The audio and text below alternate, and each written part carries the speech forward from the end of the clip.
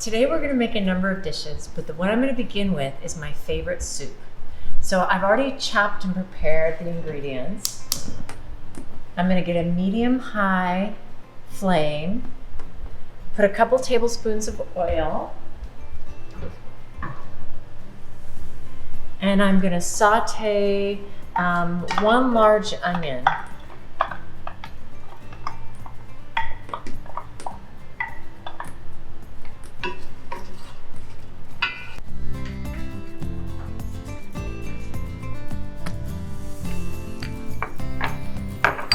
With a little salt,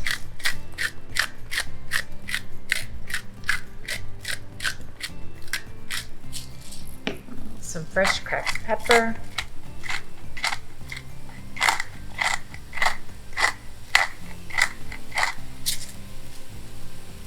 one of my favorite ingredients, ground chipotle pepper,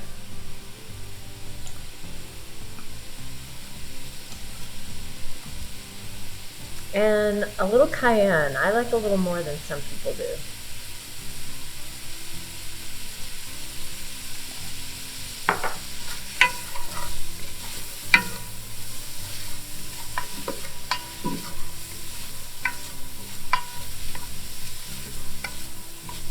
You'll get a lovely smell from those onions with those spices, especially with the chipotle pepper while they're sauteing.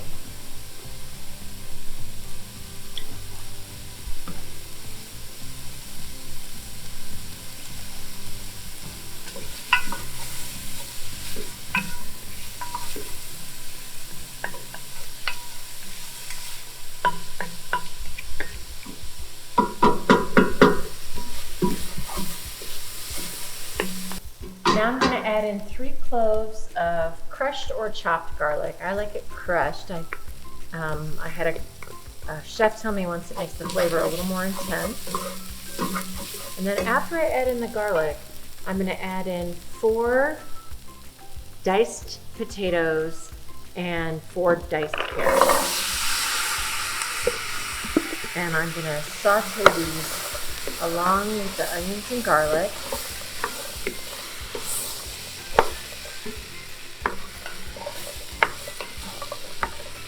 Sometimes if I have really large potatoes, I'll only use 3.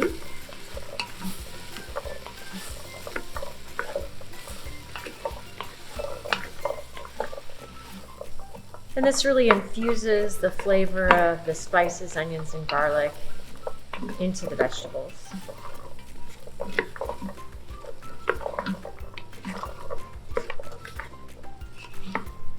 After about 10 minutes of sauteing the carrots and onions and potatoes, then you'll deglaze the pot with 6 to 8 cups of water.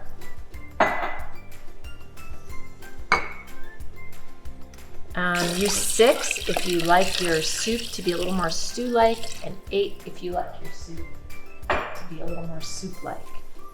At this point, you're going to add a cup of red lentils,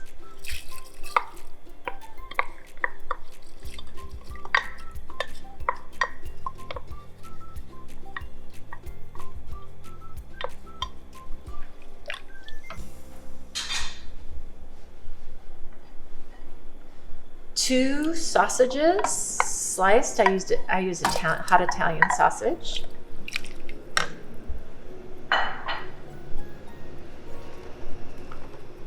You can use broth if you prefer. I use bouillon cubes, and so I'm adding some bouillon cubes at this time as well.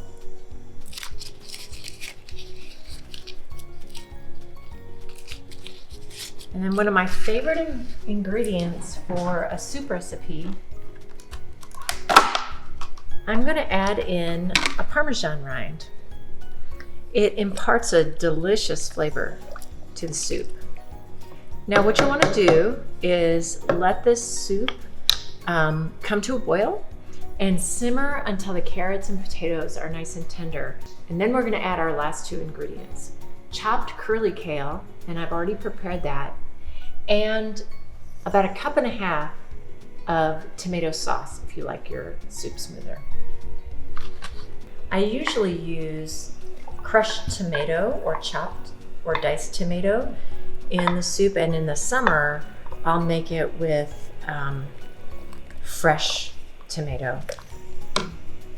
But today I'm using tomato sauce, and then I've already washed and chopped the kale. I like to put the kale in at the end. Some people make a soup similar to this and put the kale in right at the outset. I like to put it in just to wilt it, and the reason I put the tomato in last is because tomato can actually interfere with the softening of the carrots and the potatoes. And then once your kale is wilted, you'll have this beautiful hearty soup. I like to serve it with homemade sourdough bread.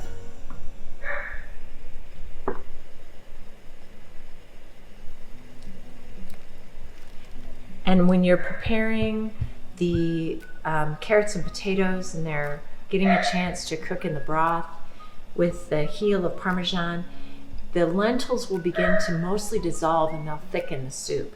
So you'll get a nice thick soup.